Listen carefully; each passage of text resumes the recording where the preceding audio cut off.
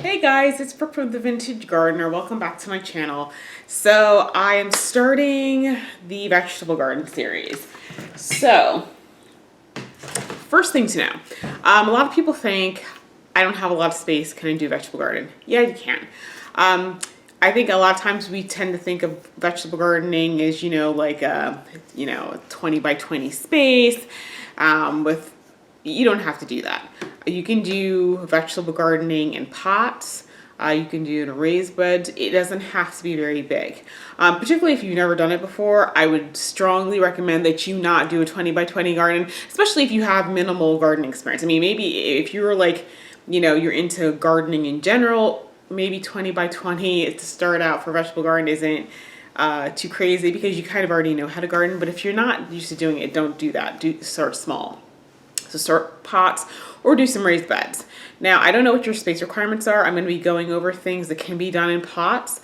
Even if you have a small backyard, I'm doing raised bed. The reason being that where I really want to put my potager garden, which is a French vegetable garden, I have to work on that area to get it ready. So I'm doing a temporary location, which is on a concrete part of my driveway. And so I'm doing foot-high raised beds.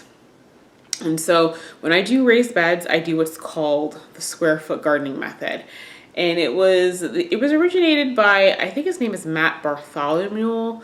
And so he did a 4x4 raised bed and kind of gridded it off into 1 square feet. And you plant the vegetables or whatnot in with respect to spacing. So it's either going to be like 16, 9, 4, that many plants in each square. And so by planting intensely, number one, you still can get a good harvest, but by planting intently, the plants themselves actually keep down the weeds and keep the roots cool and that sort of thing. So it's a way of intensive gardening. You can get a lot out of a small space.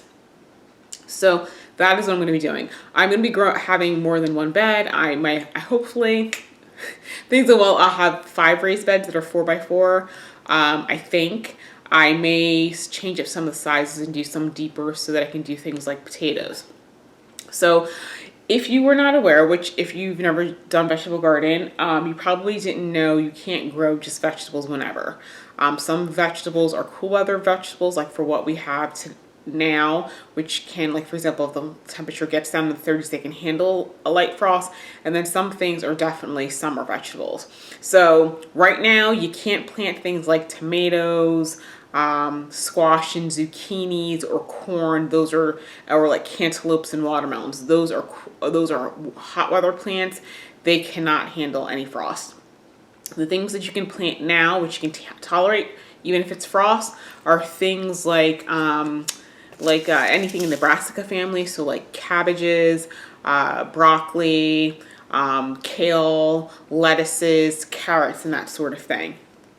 So as I said in my last video, because I'm kind of sensing that, my vegetable garden this year may be providing most of the produce, I'm looking to do things that I can get quick harvest as well as longer harvest. So quickest harvest out there, I got these from Walmart. It's the Fairy Morris blend. I got the So Easy. These are microgreens. Now, you can get microgreen mixes. I don't know if Burpee has them, but I know if you go like the Botanical Interest, which Danbley's Garden Center in Williamstown sells them, they have microgreens. And so the microgreens, these 16 to 25 days from harvest, and because it's so quick, you can kind of do multiples of this. The nice thing about the microgreens is that you don't need a grow light. You can grow these indoors because you kind of want the seedlings to be kind of stretched out. Because what happens typically if you're growing indoors is if you don't have a light over your plants, they're going to get really, really tall, but they'll only have like 2 leaves, the first 2 leaves. They're stringy. That's not a good thing. But with microgreens, you actually want that, and so they got a lot of nutrients in the small plants. So that's microgreens. I got the mild mix. for whatever reason, it's not telling me what's actually in it, but typically it can be like, so many things can be microgreens, like broccoli, spinach, collards, beets, and they have like the leaves and stuff taste like the mature vegetable. So I got that. Let's see. Then I got some Romanesco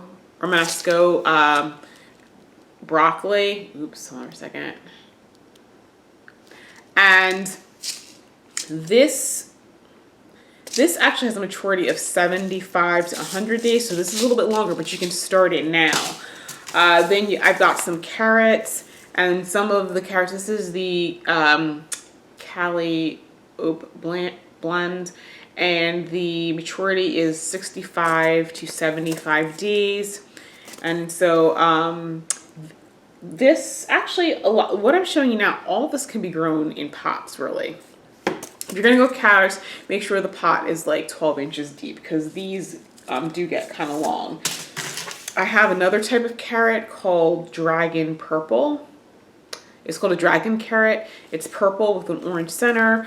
In case you were not aware, carrots weren't originally like orange. That's a fairly modern, and when I say modern, I mean a couple hundred years, a modern mutation. The original carrots were purple, yellow, white, even red. So dragon is one of the original, it's kind of like one of the early carrots. So this one is saying 90 days to maturity. But once again, carrots, you can start them now. Actually, I could have started them earlier. Quite frankly, I could have started them in February. Then I got another type of broccoli, which is called Waltham 29. And this too is, I think, 75 days.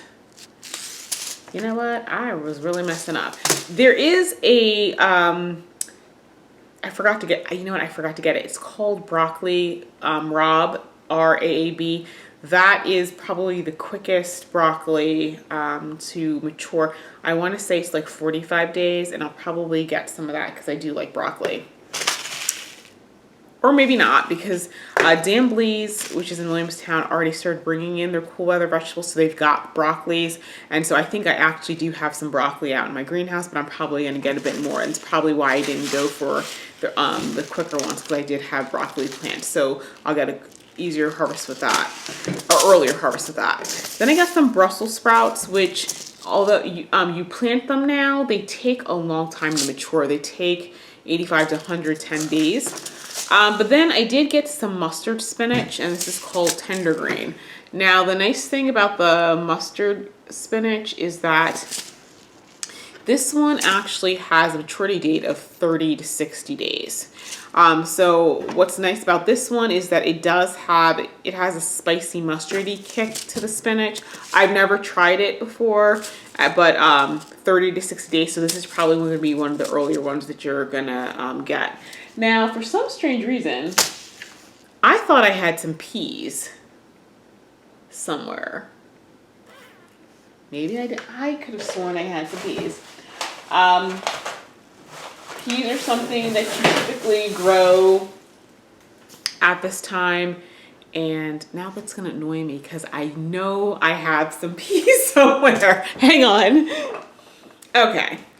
I can't find my peas. Watch. I'm going to finish filming this, and then I'm going to find the peas, because that's the way it always works. But I am growing some peas from scratch. Peas are something you can start now. I did get some pea plants from Dambleys, and I think I got 16 of those, but I'm going to start, I'm definitely going to start some more, because he doesn't like peas. And so that's, like I said, that's another cool weather crop. So that's in short what I'm going to start. Oh, I'm sorry, and lettuce. I totally forgot. Lettuce is another one that you can start right now. Lettuce, actually, you don't want to eat lettuce once it gets like in June, because that heat makes it bitter. I learned that lesson the hard way. It's really nasty. So lettuce is definitely something you want to start now. The nice thing about lettuce is that you can cut off the leaves to make like a small salad. The plant will still grow. Like you don't have to like cut off the entire thing down to the ground. You can pull off the leaves that you need and it'll continue to still to grow, and you can continue to harvest with it. So you may not need like a whole lot of it because of that. The lettuce, I got this lettuce from, this is Burpee, and it's a mix, and this one has a harvest time of 45 to 50 days. So now that we've done that, let's start the next part of this, which is tape.